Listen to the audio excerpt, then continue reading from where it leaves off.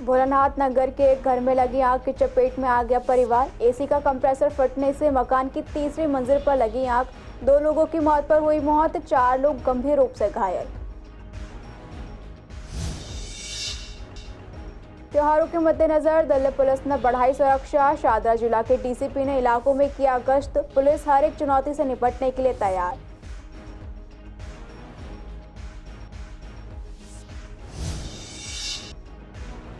Ghazipur paper market में हटाई गई 100 झुग्गियां। झुग्गीवासियों ने दिखाया गुस्सा। डीडीए ने नहीं दिया सामान हटाने का मौका।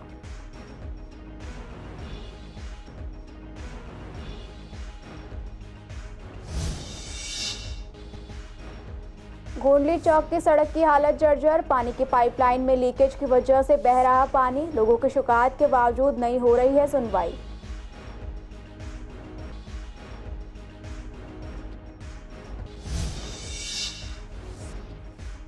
ज्वालानगर में विवाहित महिला ने की आत्महत्या। परिजनों ने ससुराल वालों पर लगाया प्रताड़ित करने का आरोप। पुलिस ने पोस्टमार्टम के बाद शव परिजनों को सौंपा।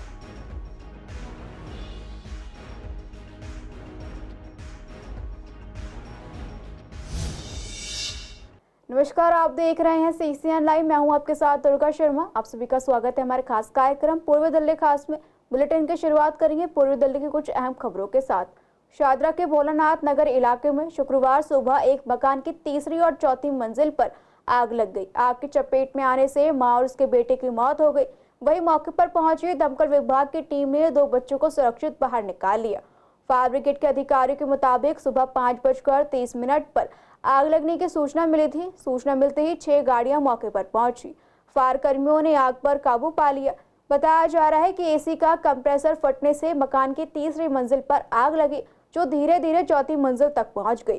फायर ब्रिगेड कर्मचारियों ने राहत कार्य द्वारा 6 लोगों को बाहर निकाला, जिनमें कि 2 बच्चे भी शामिल हैं। वहीं 2 लोगों की मौके पर ही मौत हो गई और 4 लोग गंभीर रूप से घायल बताए जा रहे हैं, जिन्हें कि जीटीबी अस्पताल में एडमिट किया गया।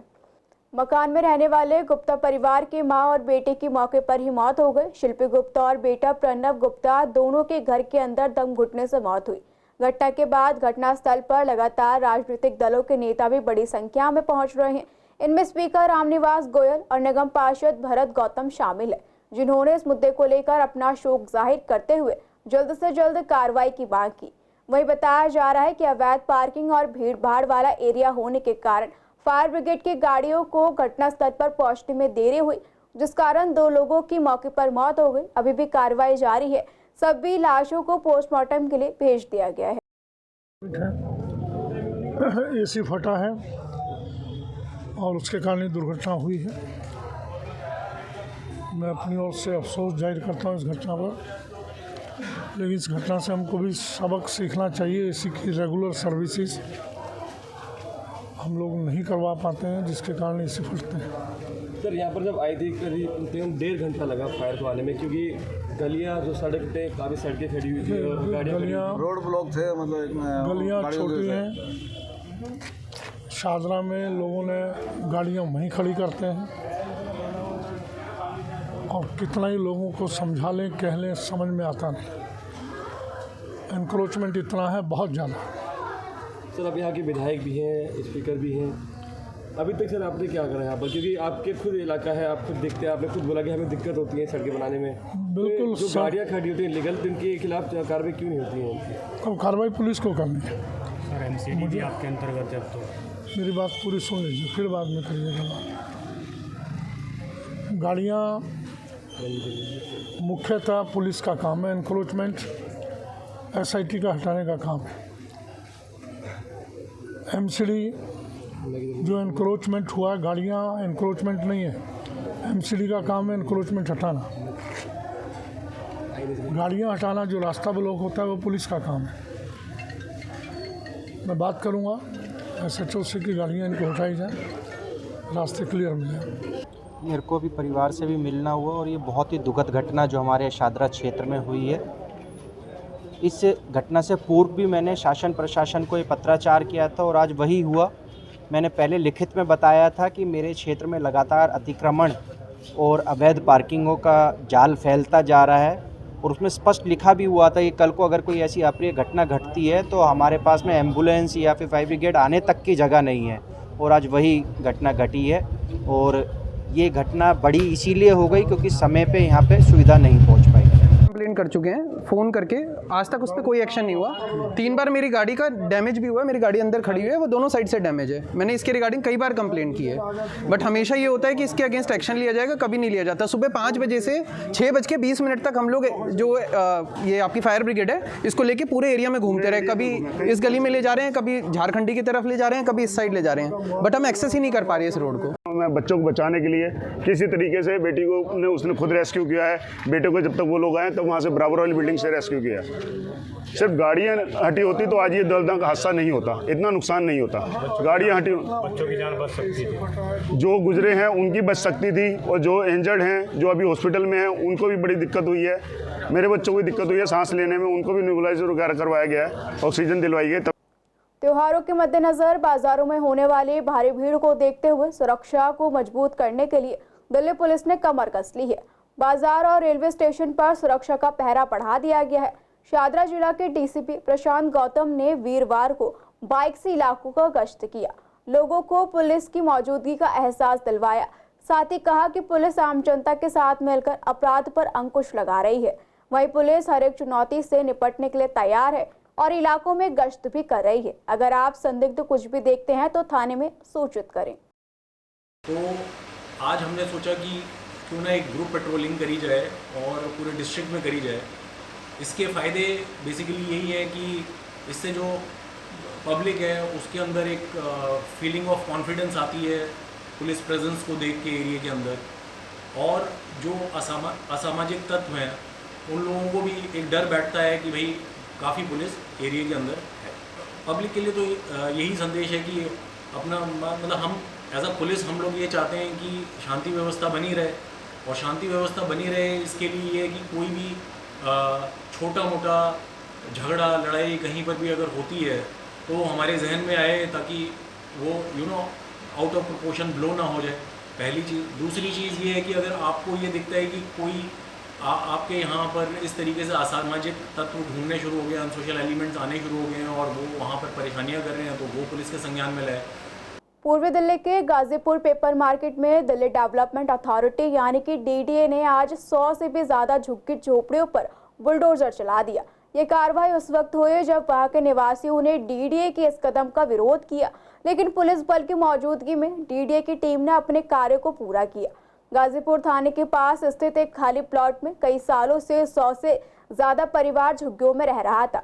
ये लोग अक्सर आसपास मजदूरी और भीख मांगकर अपना गुजारा करते थे।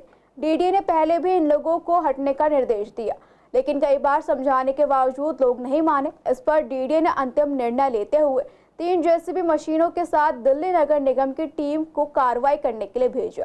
झुग्गी निवासियों ने इस कार्रवाई पर गहरी नाराजगी व्यक्त की। उनका कहना है कि डीडीए की टीम ने उन्हें सामान हटाने का भी मौका नहीं दिया और अचानक ही उनके घरों पर बुलडोजर चला दिया, जिससे उनका सामान अस्त व्यस्त हो गया है। कई वस्तुएं बर्बाद हो गई हैं। निवासी ये भी चर्चा कर रहे हैं कि प्रशासन के इस व्यवहार से वो पूरी तरह से प्रभावित हुए और उनके जीवन अस्त व्यस्त हो गया। इस कार्रवाई के पीछे डीडीए का तर्क ये है कि ये क्षेत्र अनाधिकृत है और इसे अवैध कब्जे से मुक्त कराना आवश्यक है। हालांकि झुग्गी निवासियों की दिक्कतें और उनकी रोजी रोटी का संकट इस कार्रवाई के बीच आ जाता है। स्थानीय निवासियों का कहना है कि उन्हें स्थानांतरित करने का कोई वैकल्पिक उपाय नहीं दिया गया, जिससे उनका जीवन यापन करने में और भी कठिनाई आगे होगी। गोंडली चौक से रोड नंबर 57 की तरफ जाने वाली सड़क पर नर्सिंग होम के पास काफी समय से पानी की पाइपलाइन टूटने के कारण यहाँ हर वक्त पानी बहता रहता है, जिसके कारण सड़क पर काफी बड़ा गड्ढा हो गया है। इसमें पानी भरने के कारण सड़क पूरी तरह से जर्जर हो चुकी है। इसी को लेकर स्थानीय लोगों ने बताया कि सड़क पिछले 6 महीने से जर्जर है, लेकिन कोई मरम्मत नहीं हो रही है। पीडब्ल्यूडी और जल बोर्ड में लगातार शिकायत की जा रही है, बावजूद इसके कोई सुनवाई नहीं की जा रही। पैदल चलने वाले हो या फिर गाड़ी चलाने वाले सभी लोग परेशान हैं। कई बार गाड़ियां पलटने से लोग चोटिल भी हो जाते हैं, लेकिन इस समस्या से कोई निजात नहीं मिल पा रही। ये अक्सर सड़क टूट जाती है, ट्रैफिक बहुत ज़्यादा है यहाँ पे, कमर्शियल वगैरह वाहन वगैरह जो चलते हैं उसकी वजह से रोड टूटता है। काफ़ी टाइम से था, लेकिन अब ये प्रॉब्लम तो ठीक हो गई है। मेन रोड की बात है, अक्सर यहाँ पर, हाँ अक्सर यहाँ पे गिर जाते हैं लोग, कई दफ़ा बाइक से गिर जाते हैं, कई दफ़ा चोट भी लगी है यहाँ पे पेशेंटों को। कंप्लेंट तो बहुत हुई है, हॉस्पिटल की तरफ से हुई है, सामने मोगा वालों ने भी करी है कंप्लेंट, अगल बगल वालों ने काफ़ी कंप्लेंट करी है, लेकिन कोई सुनवाई नहीं हुई इसकी। सेम प्रॉब्लम है मैम, सेम प्रॉब्लम है। पेशेंट आते हैं, कंप्लेंट करते हैं, लेकिन कोई असर नहीं होता उसका भी, कोई असर नहीं है। पूरी गली वाले कंप्लेंट कर चुके हैं इसकी, लेकिन कोई असर नहीं हो रहा है। पानी की वजह से हुई थी, उसके बाद फिर ये अपने आप देखें ना, कोई मलबा डाल गया, उससे पत्थर वत्थर आ गए सारे, देखो आप, उस वजह से गिरने के चांसेस बहुत रहते हैं। बहुत ज़्यादा प्रॉब्लम हो रही है मैम, आप खुद देखो यहाँ पे कितने एक्सीडेंट भी हो जाते हैं, क्योंकि रात के टाइम तो कोई देख भी नहीं पाता। तो कितने टाइम सड़क की हालत ख़राब है ऐसे? ये 6 महीने हो गए इससे। अच्छा, पानी भी यहाँ पे लीकेज होता है? हाँ, पानी भी यहाँ से लीकेज होता है। नहीं, अब बिल्कुल सही नहीं है इसे, बल्कि त्यौहार का टाइम है, बिल्कुल सही करवाओ। मार्केट की तरफ जाते हैं? हाँ जी, बहुत ज़्यादा दिक्कत होती है। मेट्रो स्टेशन से लोग आते जाते हैं, बहुत दिक्कत हो रही है। नहीं, ये तो अपने आप ही सड़क बैठ गई और यहाँ पे पानी बह रहा था बहुत टाइम से, कहीं लीकेज होगी, ये नहीं पता कहाँ पे है। त्योहारों का टाइम है, लोग मार्केट की तरफ जाते हैं। हाँ, तो वो तो दिक्कत तो होती है, सड़कों की हालत तो पूरी जगह ही खराब है, खाली यहाँ पे नहीं, आप दिल्ली में कहीं पे भी जाके देख लो, इतना डस्ट फैल रही है, इतना अब थोड़े दिनों में फिर पॉल्यूशन का हो जाएगा। तो वो निकल के कुछ चला के देख लें, भाई वो गाड़ियों में जा रहे हैं, हमें तो स्कूटर और पैदल जाना है, तो वो तो कहेंगे ही। बहुत ज़्यादा परेशानी होती है, पानी भर जाता है, जिसकी वजह से कई बार रिक्शा भी लुढ़क चुके हैं, यहाँ पे लोगों के चोट लग जाती है, और ये डेली का ही भरा रहता है, पता नहीं इस टाइम कैसे नहीं भरा हुआ, बट ये सीवर का पानी पूरा यहाँ भरा रहता है। हाँ, तो बहुत खराब, बहुत ज़्यादा, इतनी डस्ट, इतना पोल्यूशन है यहाँ पे, आप देख ही रही हैं क्या हालत है यहाँ की। तो जाम तो रहता ही है यहाँ, सड़क टूटी की वजह से पूरा जाम रहता है यहाँ। पूर्वी दिल्ली के ज्वाला नगर से एक सुसाइड का मामला सामने आया, जहां एक महिला ने फांसी लगाकर आत्महत्या कर ली है। बता दें, महिला के घर वालों का कहना है कि महिला को उसके ससुराल वाले प्रताड़ित करते थे, जिसकी वजह से महिला ने सुसाइड की घटना को अंजाम दिया। मिली जानकारी के मुताबिक महिला की शादी 22 साल पहले ज्वाला नगर में हुई थी और लड़के वालों से परेशान करते थे। हालांकि कभी भी इसकी शिकायत दर्ज नहीं कराई गई। वहीं लड़की के पति का कहना है कि घर में सब कुछ सही चल रहा था, जब वो घर पहुंचे और गेट खटखटाया तो उनकी वाइफ ने दरवाज़ा नहीं खोला। जब काफ़ी देर तक दरवाज़ा बजाने के बाद भी वाइफ ने गेट नहीं खोला तो दरवाजे को तोड़ दिया गया। दरवाजे को तोड़ने पर देखा कि अंदर उनकी बीवी ने फांसी लगा रखी है, जिसके बाद उसे अस्पताल ले जाया गया, जहां अस्पताल में डॉक्टरों ने उन्हें मृत घोषित कर दिया। पुलिस ने मामला दर्ज कर छानबीन शुरू कर दी है और पोस्टमार्टम के बाद शव परिजनों को सौंप दिया गया है। दहेज के लोभियों ने, सारे खानदान ने हमारी लड़की को फांसी लगाकर मार दिया। उन्होंने हमें बताया भी नहीं। ऊपर से कहते हैं कि अलमारी के हैंडल के साथ कोई एक लग के ये मरी है। एक बात बताओ कि हैंडल के साथ लटक के कोई फांसी लगा सकती है लड़की? उसको चुन्नी से पहले बांधा गया है, फिर उसका और उसने कोई नोट भी लिखा है। इन्होंने जो सब कुछ क्लियर कर दिया है, इन्होंने अपने हाथ साफ कर दिए हैं। अगर उसने फांसी लगाई थी तो उसको पुलिस में क्यों नहीं बुलाया? ये खुद ही उसको वहाँ हॉस्पिटल ले गए, उसके बाद हॉस्पिटल वालों से हमें फ़ोन करवाया। और जो है, हमने तो जो कुछ दिया अपनी बेटी को दिया, कोई एहसान नहीं करा, पर इन्होंने हमारी बेटी की कदर नहीं करी। इन्होंने हमारे किसी चीज़ की कदर नहीं करी। जो मांगा वो दिया, कभी किसी चीज़ के लिए मना नहीं दिया। शिकायत की तो क्या कंप्लेंट करी गई? कोई कंप्लेंट नहीं हमने करी। यही गलती थी हमारी कि हमने कंप्लेंट नहीं की। छोटी मोटी गलती होती है, हमने सोचा घर में प्यार मोहब्बत में बात हो जाती है कि ताली दुआ से बचती है, लेकिन गलती गुड़िया की नहीं थी। गलती गुड़िया की नहीं थी। वो दबाते रही, मन में रखती रही और सूखती रही। आप उसके 2 बच्चे हैं, 21 साल का बेटा, 21 साल का बेटा और 16 साल की लड़की है। 2 महीने पहले उसने मेरे को सारी बात बताई। मैं उसकी भाभी हूँ। वो माँ से कोई बात नहीं करती थी। भाभी, उसने देवरानी की लड़की को बोला, अब मेरे सौदे को जाके बोल, अगली बार मेरे डैडी ने कुछ कहा तो मैं अगली बार आत्महत्या कर लूँगी, उनको बोल दे। और जीआई ने हमारे कोई एक्शन नहीं लिया। जीआई 15 दिन पहले मेरे घर बोल के गए, मैं बात रफा कर दूंगा। मैंने बोला उनको अपने पेरेंट्स से बात करो, ये अच्छी बात नहीं है। कहते हैं मुझे कोई बात नहीं सुलझानी, अब मैं सारी बात ही ख़त्म कर दूंगा। उन्होंने ऐसे ख़त्म करनी थी, ऐसे ख़त्म कर दी उन्होंने। लड़की हमारी 15 दिन पहले लेके आया हमारे घर में, वो इतनी बीमार थी, नाइट सूट के अंदर लेके आ गया। वो मेरा जे कपड़े तो बदलवा देते, नहीं बतला सका, वो कुछ नहीं कर सका, लड़की के लिए कुछ नहीं करा उसने। वो अंदर, लड़के वाले अंदर है। आप क्या इसमें चाहते हैं, क्या कुछ इसमें इंसाफ मिले? हमारी बहन को इंसाफ मिले, क्योंकि मेरे को 1 महीना पहले हमारे को बोला उसने, मैं बहुत परेशान हूँ। मेरे ससुर मुझे गालियाँ निकालता गंदी गंदी, बहुत, मेरी सास, मुझे ससुर बहुत, और इसके घर वाला भी इसके साथ नहीं था, क्योंकि इतना कुछ हो रहा है। कहाँ के रहने वाले हैं ये? लड़के वाले यही साथ में ज्वाला नगर के हैं। लड़की वाले कहाँ रहते हैं? राजगढ़ के। मेरे को शाम को, मैं काम से घर आया था, घर आने के बाद जब कुंडी बजाई तो मतलब खुली नहीं वो। मैंने कहा शायद 2 बार बजाने पे लगा कि चेंज ना कर रही हो कपड़े, मैं आवाज़ नहीं आई अंदर से।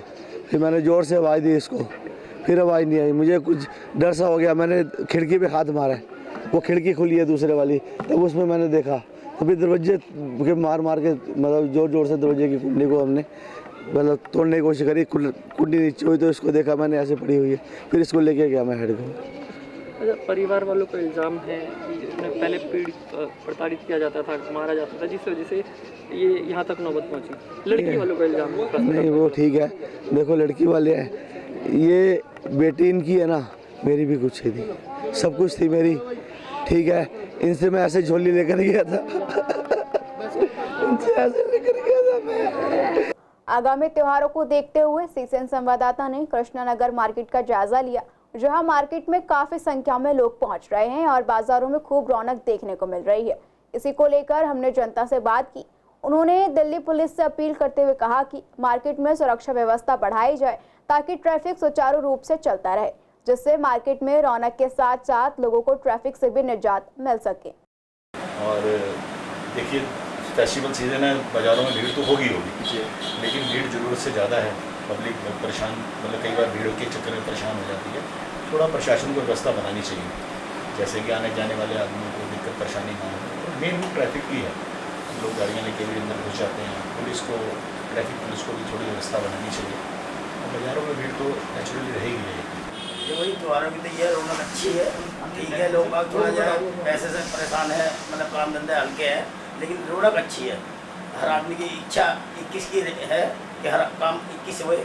इस तरीके से रौनक अच्छी है और रौनक रहेगी भी अच्छी, पहले से ज़्यादा है बल्कि रौनक। अब जैसे कि आपने पूछा कि दिवाली पे कैसे रहे, रौनक तो बहुत अच्छी है और लोग बड़ी खुशी से आके अपना परचेज भी कर रहे हैं। जैसे रामलला का मंदिर बनाया अयोध्या में, उसके बाद से ज़्यादा उत्साह है लोगों को शॉपिंग भी करें। लेकिन वक्त ये है कि मैं पुलिस वालों को थोड़ा मैसेज देना चाहूँगा। बाकी पुलिस वाले अनाउंस भी करते हैं, पब्लिक को थोड़ा ये देखना चाहिए कि ये त्यौहार का टाइम है, मार्केट में आ रही है, तो थोड़ी अगर आप खुद ही अवेयरनेस रखें तो ज़्यादा अच्छा रहता है। देखो पुलिस तो अपना काम कर ही रही है, वो तो अनाउंस करती रहती है कि भाई अपना अवेयरनेस रखें, अपने सामान का कुछ ध्यान रखें, लेकिन पब्लिक को भी इस चीज़ पे ज़रा ध्यान देना चाहिए।